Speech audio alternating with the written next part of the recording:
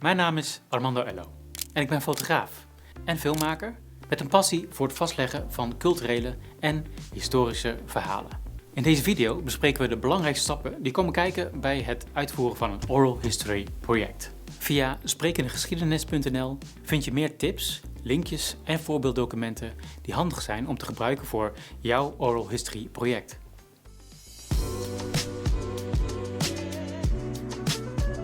Hoe start je nou een oral history project en hoe bereid je voor op de interviews?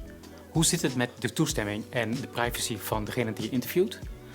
Hoe hou je een interview? En waarom zou je archiveren? Bij welk archief bewaar je het bronmateriaal?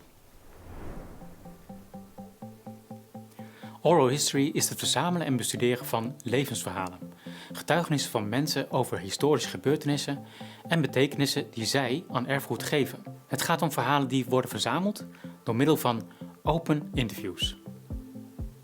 Oral history vertelt de verhalen van groepen en gemeenschappen die weinig in de geschiedschrijving aan bod komen en draagt daarmee bij aan andere en nieuwe perspectieven op de hedendaagse geschiedenis en erfgoed. Het starten van een oral history project vereist een goede voorbereiding en planning om ervoor te zorgen dat je waardevolle informatie verzamelt. Stel jezelf de vraag: welk onderwerp wil ik onderzoeken? Welke verhalen wil ik verzamelen en waarom? Denk na of je de verhalen van specifieke personen of van een gemeenschap wilt vastleggen. Leer zoveel mogelijk over het onderwerp en de mensen die je wilt interviewen. Dit helpt om relevante vragen te stellen en een gesprek te sturen. Voorafgaand aan het interview voer je een voorbereidend gesprek. Leg het doel uit, vertel hoe het interview eruit ziet en wees duidelijk over privacy om vertrouwen te creëren en de juiste verwachtingen te scheppen. De meerwaarde van oral history is dat de beleving wordt meegenomen in het historisch onderzoek. Stel vragen zowel over het verloop van een gebeurtenis als over de belevenis van de persoon die je interviewt. Vraag altijd naar verhalen uit de eerste hand. Maak een topiclist met onderwerpen en vragen die je wilt bespreken tijdens het interview. De opbouw van een topiclist is ook belangrijk. Daarin begin je met algemene vragen zoals: hoe was die gezinssituatie, ook die samenstelling? We hadden een gezin van... En vervolgens bouw je op naar meer inhoudelijke vragen. Een laatste vraag die je kan stellen is of de geïnterviewde nog iets wilt aanvullen aan het interview. Naarmate je meer leert over het thema, krijg je een beter beeld van de mensen die je zou kunnen interviewen. Je kan een oproep plaatsen op social media, informeren via lokale gemeenschappen, verenigingen of in je eigen netwerk.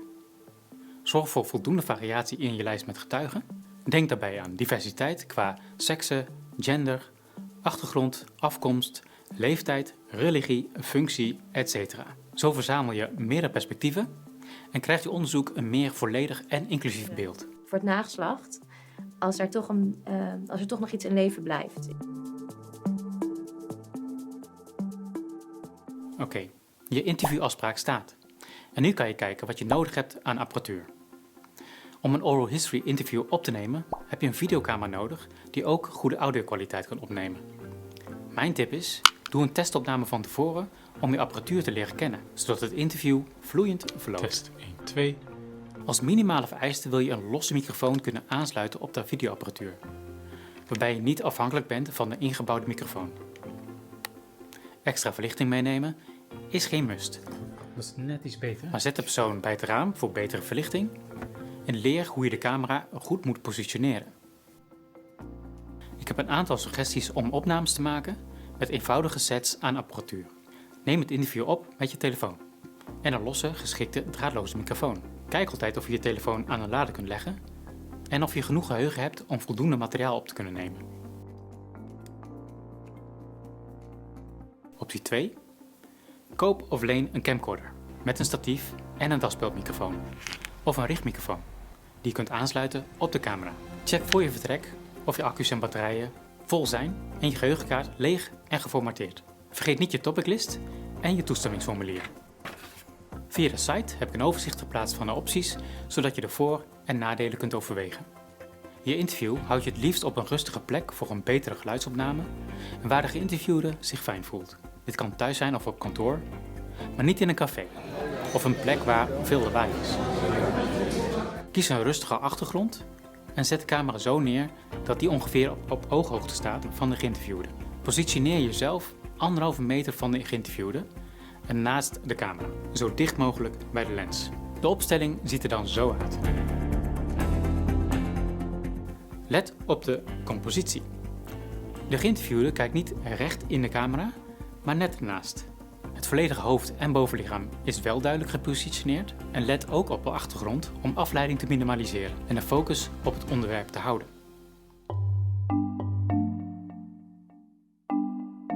Vergeet niet voor of na het interview toestemming te regelen voor het gebruik van het bronmateriaal.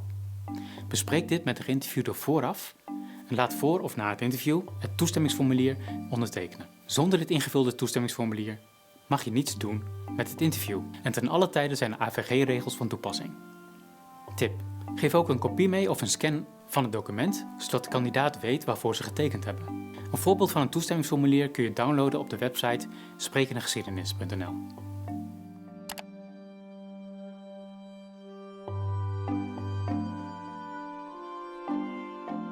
Als je set is opgebouwd en je bent gereed om te starten, begin je met een test om te kijken of je microfoon aanstaat, zodat de geïnterviewde goed te horen is in je koptelefoon en dat de camera goed staat afgesteld. Voordat je begint, kan je nog even je topiclist doornemen met de geïnterviewde om erin te komen.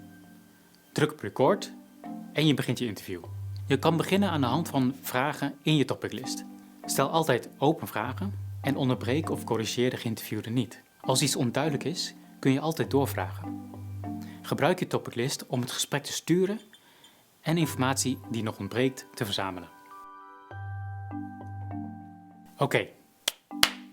It's a wrap. Je bent klaar met het interview. De opname staat opgeslagen op de geheugenkaart en hoe nu verder? Er zijn een aantal stappen die je moet ondernemen om er een echte geschiedenisbron van te creëren. Voor de archivering is het van belang om metadata toe te voegen aan het interview. Dit omvat informatie zoals de datum van het interview, de namen van de interviewer en geïnterviewde, de locatie, het onderwerp en eventueel andere relevante details. Door metadata toe te passen op je bestaande bronmateriaal, kan je je bronmateriaal beter vindbaar maken binnen het archief. Informatie over de gewenste metadata is vaak verkrijgbaar bij het archief en kan per archief iets verschillen. Het archief ontvangt de interviews het liefst in een bepaald bestandstype. Daarnaast zijn transcripties nodig. In de volgende stappen leren we wat transcriberen inhoudt, hoe je dat het meest efficiënt kan doen en waar je op moet letten bij het kiezen van een archief. Transcriberen is het proces waarbij gesproken woorden worden omgezet in geschreven tekst. Transcripties zijn belangrijk voor de doorzoekbaarheid van het interview. Deze transcripties, of het transcriberen, kun je het makkelijkst met behulp van automatische spraakherkenning maken. Je kunt hiervoor het programma Subtitle Edit voor Windows-gebruikers of MacWhisper voor Mac-gebruikers downloaden. Deze programma's zijn gebaseerd op AI en genereren transcripties veel sneller dan als je het met de hand zou uittypen. Dan kwamen we Zwitserland binnen en alles was sneeuw. Sneeuw hadden mensen, het waren allemaal Indiëgangers in de trein, bijna allemaal. Die hadden in geen 6 jaar die sneeuw gezien. De ontwikkelingen op het gebied van AI gaan razendsnel. Dus check via sprekendegeschiedenis.nl altijd de laatste updates voordat je aan de slag gaat. Je opname en bijbehorende transcripties vormen het bronmateriaal en deze kun je opslaan bij een archief. Maar archiveren is veel meer dan het opslaan van je bronmateriaal. Het is ook een garantie dat de mondelinge getuigenissen en persoonlijke ervaringen die zijn vastgelegd, behouden blijven voor toekomstige generaties en onderzoekers. In deze stemmen liggen niet alleen individuele verhalen, maar ook de geschiedenis van gemeenschappen, culturen en tijdsperioden verscholen. Als je het bronmateriaal wil opslaan in een archief, kun je denken aan een nationaal, regionaal of lokaal archief. Bij het kiezen van een archief zijn verschillende overwegingen van belang. Bespreek of het archief de mogelijkheid biedt om de opnames gemakkelijk te raadplegen voor onderzoekers en het publiek. Bespreek de rechten en gebruiksmogelijkheden van de opnames met het archief om ervoor te zorgen dat ze op een passende manier kunnen worden gebruikt en gedeeld. In deze video hebben we de belangrijkste stappen doorlopen bij het opzetten van een Oral History project. Wil je meer leren of dieper ingaan op bepaalde onderdelen? Sprekende Geschiedenis organiseert een paar keer per jaar een basiscursus Oral History. Via de onderstaande link vind je meer informatie. Voor nu, succes met jouw Oral History project.